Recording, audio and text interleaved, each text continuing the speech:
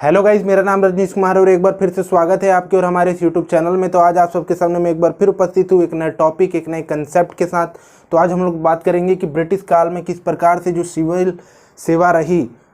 उसका किस प्रकार से ब्रिटिश काल में उसका संचालन किया गया, क्या स्थिति रही, उसके बारे में हम लोग इस वीडियो में बात करेंगे। और साथ ही साथ चलिए आइए हम लोग देख लेते हैं कि वो कौन से पॉइंट्स होंगे जिनके द्वारा हम लोग ब्रिटिश काल में जो सिविल सेवा रही उसको समझेंगे। तो सर्वप्रथम हम लोग इसके उद्देश्य को देखेंगे और सेकंड हम लोग देखेंगे कि किस प्रकार से सिविल सेवा के विकास में ये विभिन्न जो अधिकारी रहे, चाहे वो कॉर्नवालिस हो, चाहे वॉरेन हेस्टिंग्स हो, चाहे वेलेस्ली हो, चाहे लॉर्ड लिटन हो, उनका किस प्रकार से योगदान रहा। और एंड में हम लोग बात करेंगे इसके परिणाम के बारे में। और इसके परिणाम के अंतर्गत हम लोग देखेंगे कि कंपनी पर इसका किस प्रकार से प्रभाव पड़ा और इसके साथ ही साथ भारतीयों पर इसका किस प्रकार से प्रभाव पड़ा। तो आइए चलिए प्रारंभ करते हैं। और हमारा पहला पॉइंट है वह है उद्देश्य। आखिर जो ये ब्रिटिश काल में जो सिविल सेवा लाएगी, आखिर उसका उद्देश्य क्या था। और जैसा कि हम सभी जानते हैं कि ब्रिटिशर्स द्वारा अभी तक और सर्वप्रथम पहले जो पकड़ स्थापित की गई थी वह था बंगाल। बंगाल वह राज्य था जिसके ऊपर पकड़ इनके द्वारा स्थापित की गई थी, क्योंकि वह एशिया में सबसे ज़्यादा व्यापार किया जाने वाला एक राज्य था, जैसा कि हम सभी जानते हैं। और उसी के माध्यम से अपनी स्थिति को, अपनी आर्थिक स्थिति को उसके ऊपर कब्जा कर कर अंग्रेजों ने मजबूत की और उसके माध्यम से अपने साम्राज्य का प्रचार प्रसार किया, अर्थात अपनी राजनीतिक स्थिति को मजबूत करने का कार्य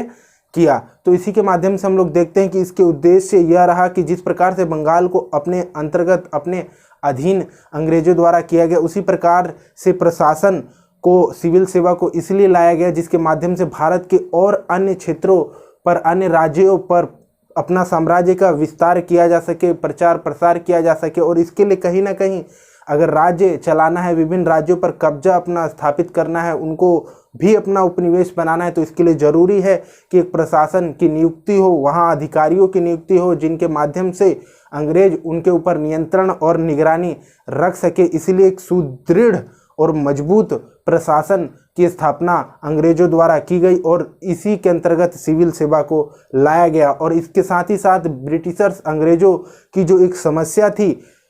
कि बार बार प्रशासन को फेरबदल करना पड़ता था, उसके लिए इन्होंने क्या किया, प्रमुखतया यह प्रावधान किया कि एक कानून व्यवस्था, इनके द्वारा लाई गई कानून व्यवस्था लागू की गई और सभी राज्यों के लिए समान रूप से कानून व्यवस्था लागू की गई और जिसके माध्यम से विभिन्न राज्यों पर नियंत्रण एवं निगरानी रखी गई। और अब इनको बार बार नियम कानून बनाने की आवश्यकता नहीं होती थी और जिससे कि आसानी से यह अपना प्रशासनिक कार्य इन कानूनों के माध्यम से अस्थायी तौर पर अस्थायी करके और अपना प्रशासन संबंधी कार्य, अपना शासन संबंधी कार्य और भू राजस्व से वसूली करने का कार्य, विभिन्न भारतीय वर्गों से भू राजस्व की वसूली करने का कार्य इनके द्वारा अब प्रशासनिक सेवा के माध्यम से, सिविल सेवा के विकास के माध्यम से सरलतापूर्वक किया गया। तो चलिए अब बढ़ते हैं हमारे नेक्स्ट पॉइंट की ओर, वह है हमारा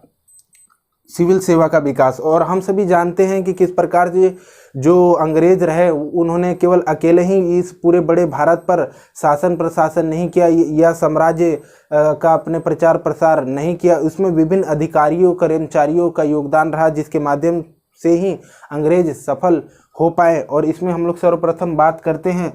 लॉर्ड कॉर्नवालिस और वॉरेन हेस्टिंग्स। और जैसा कि हम सभी जानते हैं कि इन दोनों ही ये जो अधिकारी रहे, इन दोनों ही का मेन मकसद रहा था कि किस प्रकार से जो कर्मचारी और अधिकारियों द्वारा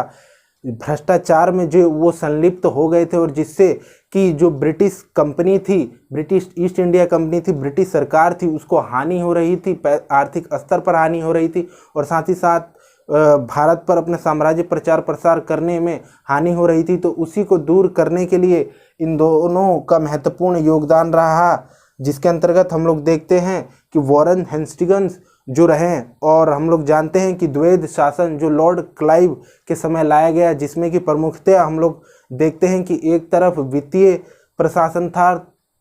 अर्थात एक तरफ वित्तीय मामले थे तो एक तरफ प्रशासनिक मामले थे। ये दोनों ही जो मामले थे ये बंगाल में लागू किए गए और एक जो मामला हुआ करता था वित्तीय मामला, वो मुख्यतः क्लाइव के अंतर्गत आया करता था, और दूसरा जो मामला हुआ करता था वो हम लोग देखते हैं कि वहाँ के नवाब को, बंगाल के नवाब को दिया गया था। लेकिन इसमें प्रमुखतः ये देखें तो ये दोनों ही मामले भले ही बटे हो, लेकिन इसमें जो प्रमुख हुआ करता था और जो नियंत्रण करता हुआ करता था वो प्रमुखतः क्लाइव ही हुआ करता था। और इस बंगाल के द्वैध शासन की यदि हम लोग बात करें तो इसके यदि हम लोग प्रभाव की बात करें तो किस प्रकार से प्रभाव पड़ा, तो इसका परिणाम यह रहा कि जो भारतीय जो कृषक थे, जो कृषक समूह था, उसके ऊपर इसका दुष्प्रभाव पड़ा। और ऐसा इसलिए हुआ क्योंकि कहीं ना कहीं ब्रिटिश सरकार द्वारा, ब्रिटिश ईस्ट इंडिया कंपनी द्वारा जो कर्मचारी और अधिकारियों की नियुक्ति की गई थी कि आप प्रशासन को सही तरह से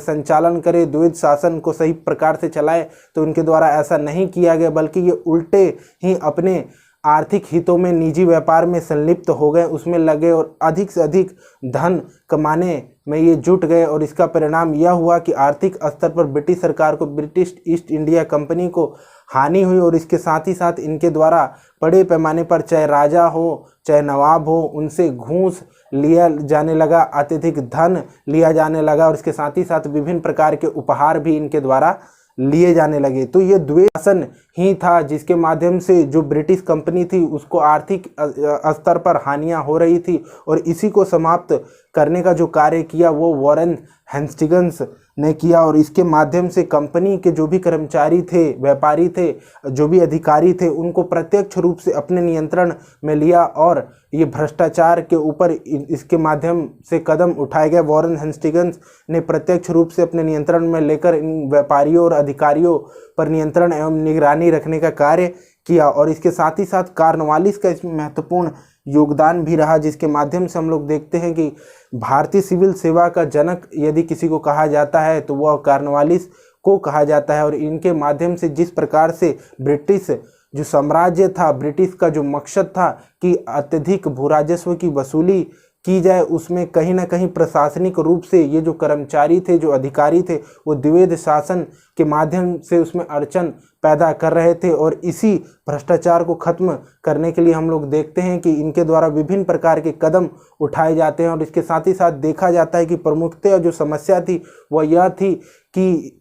जो भी ये अधिकारी कर्मचारी थे, इनका वेतन से संबंधित बहुत प्रमुख समस्या थी। तो इसी को लेकर इन्होंने एक प्रशासनिक संरचना का निर्माण किया जिसे सिविल सेवा के नाम से हम लोग जानते हैं। और प्रत्येक जिले में एक जिलाधिकारी की नियुक्ति की, के साथ ही साथ जिले से जो भी भू राजस्व वसूला जाता था, कुल राजस्व वसूला जाता था, उसका 1% कमीशन भी इनको दिया, जिसके माध्यम से ये अन्य प्रकार के उपहार या लालच में ना फंसे, राजा महाराजा और नवाबों से उपहार ना ले, और ना ही किसी प्रकार के भ्रष्टाचार की गतिविधियों में ये संलिप्त हो। इसके लिए इनके द्वारा यह प्रयास किया गया। और इसके साथ ही साथ जो इनके द्वारा राजा या नवाब हुआ करते थे उनसे उपहार लेने पर पूर्णतः प्रतिबंध लगाया गया। और इनसे यह भी कहा गया कि यदि आपको अत्यधिक प्रमोशन चाहिए, अत्यधिक बड़े पद चाहिए, तो इसके लिए वरिष्ठता आवश्यक है, अर्थात जो जितना वरिष्ठ होगा उसी के आधार पर उसकी तरक्की, उसका प्रमोशन इनके द्वारा तय किया गया। और हम लोग यदि बात करें कॉर्नवालिस की, चाहे चार्ल्स ग्रांट की, तो इनका जो प्रमुख उद्देश्य रहा था और इनका जो तौर तरीका रहा था, तो यूरोपीयकरण अर्थात भारतीय जो सिविल सेवा था उसमें ज़्यादा से ज़्यादा इन्होंने अंग्रेज़ों को तवज्जो दिया। अर्थात इनके द्वारा अधिक से अधिक जो ये ऊंचे पद हुआ करते थे ये अंग्रेज़ों के लिए ज़्यादा नियुक्त किए गए, अंग्रेज़ों को देने का प्रयत्न किया गया। और ऐसा इसलिए किया गया क्योंकि इनका मानना था कि जो भारतीय थे वो निकृष्ट थे, उनके अंदर नैतिकता नाम मात्र थी, और जो भी इनके अंदर विपन्नता का कारण है, गरीबी का कारण है, कहीं ना कहीं इनके अपने ही दुर्गुणों के कारण ऐसा हुआ है। और इसके साथ ही साथ कॉर्नवालिस का ये मानना था कि ये जो भारतीय हैं ये भ्रष्ट है, ये ना ही ईमानदार होंगे हमारे प्रति, ना ही ये हमारे प्रति अत्यधिक कर्मठ अर्थात वफादार होंगे, क्योंकि ये भारतीय है, ये भ्रष्ट है। इसलिए कॉर्नवालिस ने अत्यधिक यूरोपीयकरण पर बल देने का कार्य किया। और हम लोग देखते हैं अगले अधिकारी का किस प्रकार से योगदान